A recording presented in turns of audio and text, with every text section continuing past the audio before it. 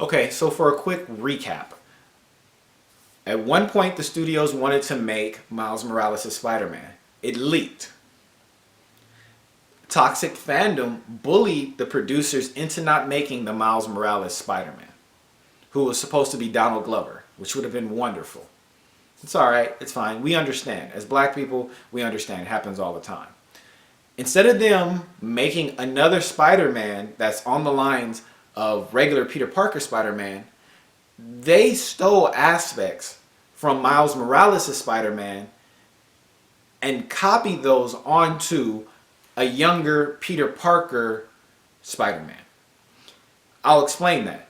The first greatest example is Spider-Man's best friend in this series of movies. That is Miles Morales' best friend. Anybody can add, you can go look it up right now. Genki, a larger Filipino man or Asian, brown skin, is his best friend. He finds out that he's Spider-Man, and there's just this camaraderie that goes on within Miles Morales and Genki's relationship that Peter Parker didn't have. Because Peter Parker, if anybody knows the original Spider-Man, he held it all in. He put it all on his shoulders. He wouldn't even tell the women that he loved what was the situation. He wouldn't tell his family. He wouldn't tell anybody. So that is a big part of Peter Parker. A big part of Miles Morales is the fact that he was able to share this with his best friend, and that they were able to navigate this together. And he had a shoulder to go onto. And also, he also had a leak. He also had a weakness. People don't want to understand that. And they have played heavily on that through these last two movies. And it is extremely annoying. We'll get into the second part. They don't even acknowledge Uncle Ben. A big part of Peter Parker's Spider-Man is Uncle Ben, dealing with the situation of how he got his powers and how that affected the situation with Uncle Ben. Now, mind you, I understand that they don't want to go over that over and over and over again. But if you got Peter Parker doing this Spider-Man, you have to address this. You don't need to spend 45 minutes of the movie doing this, but you need to address this and you need to say something. They've mentioned Ben Parker maybe twice, and it was just initials or some junk. It is sad. Furthermore, Aunt May is not Aunt May. They turned her into this younger woman that doesn't even seem like she misses Uncle Ben, that's dating. She seems like a Latina. You know who has a young Latina mom? Miles Morales.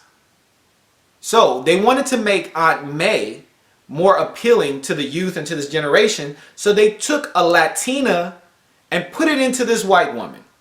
They put it into Aunt May. This is not the Aunt May I know. This makes no sense. And to that, this youthful Spider-Man that's brought up with texting and social media and certain other aspects, that's Miles Morales. These are things that he had to deal with, that he had to navigate, that he showed because that was his generation.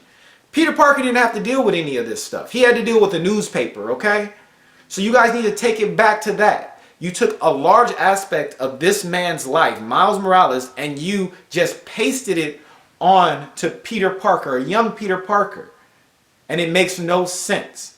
And then we'll get into stuff as far as like his suit. His suit is not a traditional Spider-Man Peter Parker suit. They took the dark color schemes from Miles Morales.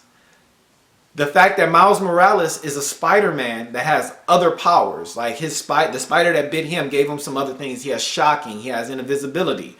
They needed to attribute that to Peter Parker. So early within the stages of him building, they give him Tony Stark's Iron Man and a suit that can mimic the same powers as Miles Morales. There are several aspects of this that they totally took, carbon copy, just copied it and pasted it onto Peter Parker. And they took it from this character. They took it from Miles Morales, and it's not right because we don't have many characters. At this point, I would like to bring up the slap in the face that they gave us in the first Spider-Man with Tom Holland, as far as making Donald Glover a small little part of this, to the fact that he mentions Miles Morales, and they cut it out the movie.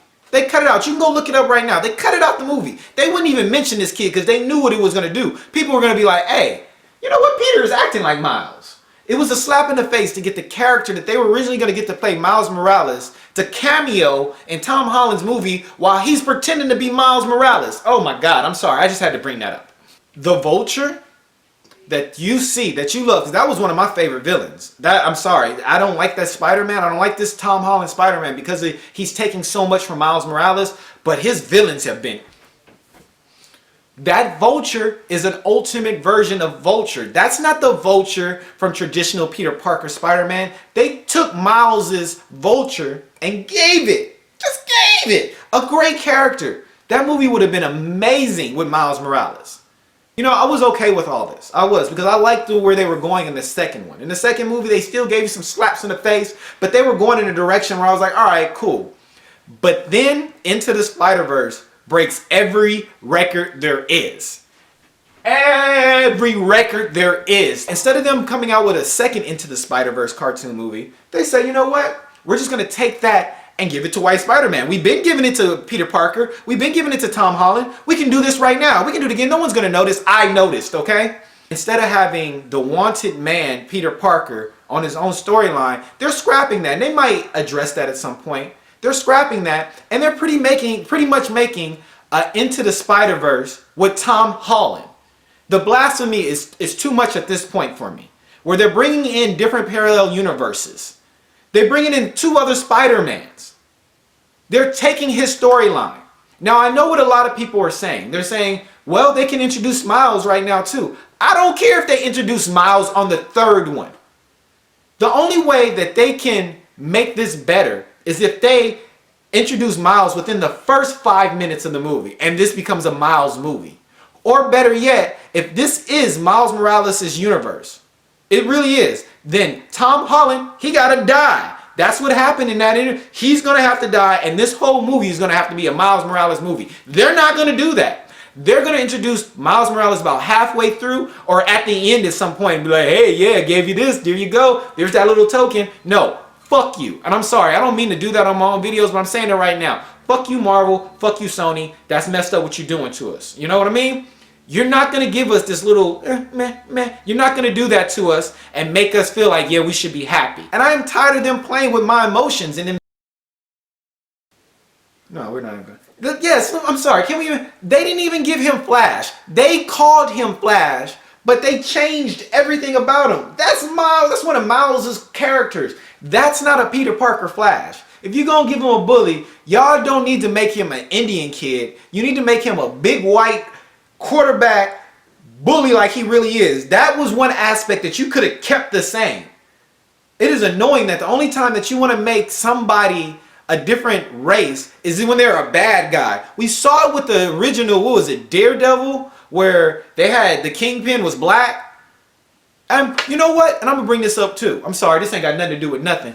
But Ant-Man 2, I love the Ant-Man franchise. It was dope. It caught me by surprise. I didn't think I was going to like that as much as I was going to like it. Because Ant-Man be beating women. And I thought but they totally went over all that. I'm going to leave that alone. But to make Black Goliath a villain in Ant-Man 2, I am sorry, that was wrong. And if anybody don't know, Lawrence Fishburne's character was playing Bill Foster. For them to do Bill Foster like that, the guy that actually perfected the Pym particle, if y'all read comics, know anything about it, he was the only one that can get big. Everybody else can get small. He's the one that taught you how to get big. For them to make him a somewhat of a villain and a bad guy in this movie, it pisses me off. And it shows what they do with our black characters. Hell, when Thanos snapped, almost every black character in the MCU disappeared. We had 2 people left. It's a shame. I'm tired of this. MCU, you're not going to do this to me in 2021. And to recap, Tom Holland's Spider-Man is not Tom Holland's Spider-Man. It's not Peter Parker. He might as well be a light-skinned Miles Morales. Because they took everything from Miles Morales. The only thing they kept was his white skin and his name as Peter Parker. Thank you. My name is Marcelous, Blue Moon Lycan on Instagram. Thank you for being a part of this.